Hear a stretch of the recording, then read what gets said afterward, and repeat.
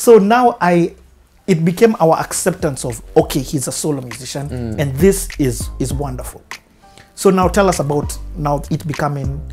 Did it happen after that soon when you made it now Daima Kenya?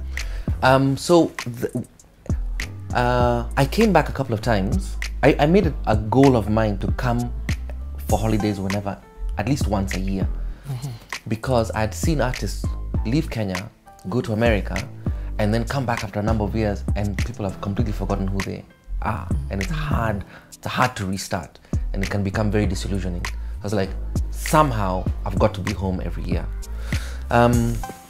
So I came home once, and Bob said to me, I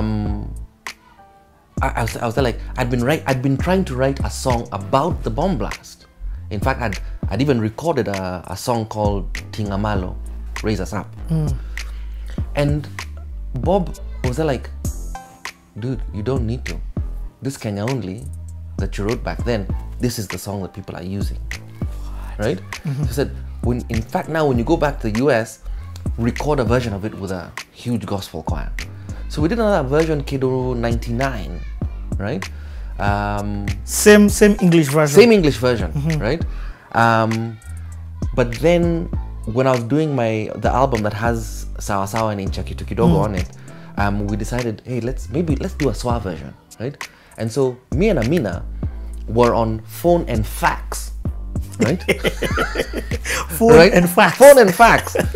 And what year is this? This is 2000, because we put out that record in 2001. And yeah, she sent me several versions. We would go back and forth, you know, and that's how the Kiswahili version came into being. You know, my Swa is not that good. Who? So funny. Pasiwe hata moja. No, I wouldn't have. You know, come on, you know. Kwa uchungu na mateso, kwa vilio na huzuni, tulinyakuliwa uhuru na mashujaa wa zamani. Hawakushtushwa na risasi au kufungwa gerezani. Nia yao ukombozi, kuvunja pingu za ukoloni. Naishi na tumaini, najitolea daima Kenya. Hakika ya bendera ni uthabiti wangu. Nyeusi ya wananchi na nyekundu ni ya damu. Kijani ni ya ardhi, nyeupe ya amani.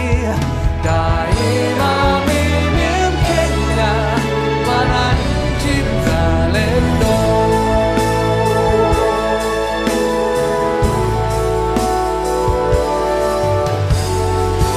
Wajibu wetu ni kuishi kwa upendo, kutoka ziwa mpaka pwani, kaskazini na kusini.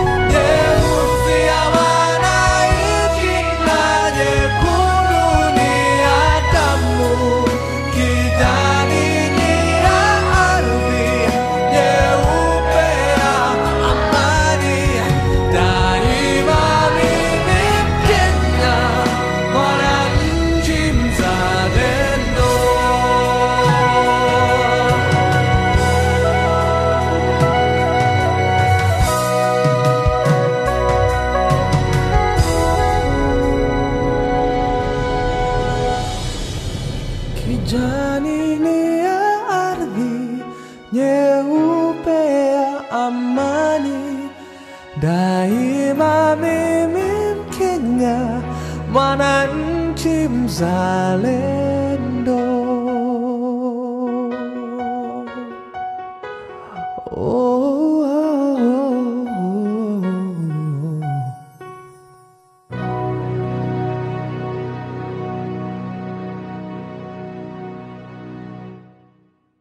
And I think the Swa version is so much better, you know, than the English version. Yeah. In fact, guys don't know the English version anymore. It's okay. Don't look for it.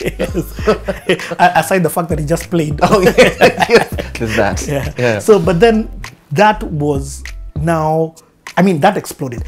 But then I love where you're going now, because now is not just the introduction of Eric Wainaina, but then reintroduction, the reinvention. In fact, the word is the reinvention of Eric Wainaina, but on steroids. The Sawa Sawa album. Is that where we go from next? That's where we go. But just before we go there, Berklee, what did it do anything for you? Hey man, Berklee is everything. Berklee was everything. Berklee is everything. You know, it's such a musically charged space. You know, as in, someone. Let's say you're waiting for a practice room, right? You find guys sort of sitting there, drummers waiting to get in a drum practice room. They've strapped a drum pad to their knee, right? So they can just be going through their to-me exercises while they wait, right? You go across the one day I'd gone across the street to get a cup of coffee at a 7-Eleven. It's like 11 p.m., right? A guy standing behind me, he's got his electric bass, and as you know, you can't hear an electric bass unless it's plugged into an amp. But the guy's just there. I'm just there like, this place, people are kagayas. They are mad, right? It's just music full time. They're like, that's the kind of place you want to be, you know? And you learn as much from your professors as you do from your colleagues, you know? And for me, I mean, like, if I encourage anyone, if you can get a music education, a college music education, please go for it, you know? It just opens your mind. I mean, like for me, I mean, there are many moments that I treasure about Berklee. But one of them for me, a guy walked into our class, he's like a drill sergeant. He was like, you know, you guys, this time is like my 7th, 8th semester. They're like, you guys think the world owes you stuff. The world doesn't owe you anything, right? This is what you're gonna need to do, right? Because the music industry is changing. You want to put yourself, and he starts to draw on the blackboard. He's like, okay, you say, me incorporated. Draw a circle around that. Then you start drawing sort of rays to, first of all, the things that are closest to you, family, friends, etc. And then all those connections that come from that, people who you meet on the street, etc., etc., etc., etc., etc. This is how you're gonna build your business, through this interconnectivity, right? Because you're waiting for a record company to come and save your life. It ain't gonna happen, right? Yep. And so, I remember after that guy said that, I went and I quit all my jobs, right? Because I just released my album. And I was like, this album, itanielimisha. I said, yo. Yeah. And so we were playing gigs fairly regularly, right? I had a bunch of CDs, and I started a mail delivery system. This is in the States? Yes, in the States. So I'd send emails and tell guys, CD is $15, $2 shipping and handling. And it's me, right? Every day, sort of 5-10 orders, go to the mail room, to the post office, and you're just sending guys the CD. And so I survived on that, paid a lot of my school fees with that, right? Up until the point that Nchi Kitu Kidogo started to get a lot of airplay here. Then I was playing it at the music festival. Saitoti was there, right? They tried to stop us from singing the song, right? We can go into the details of that. But then a BBC reporter picked it up on that day, right? I got interviewed by the BBC. That story went on.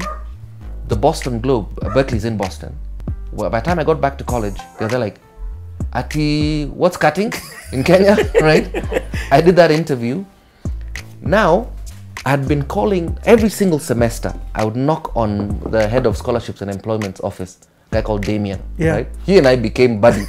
Like, Damien, I need more scholarship money. I want a full scholarship. He's Yeah, like, because Eric, you want to have scholarship. 35% is how I started. Okay. Right? He's like, Eric, if we didn't give you a full scholarship coming in, we're never gonna give you a full scholarship, right? They're like, every semester, they're like, the shilling and the dollar are doing this, right? I need more money. So the day the Boston Globe article came out, or the next day, I got a call from Damien.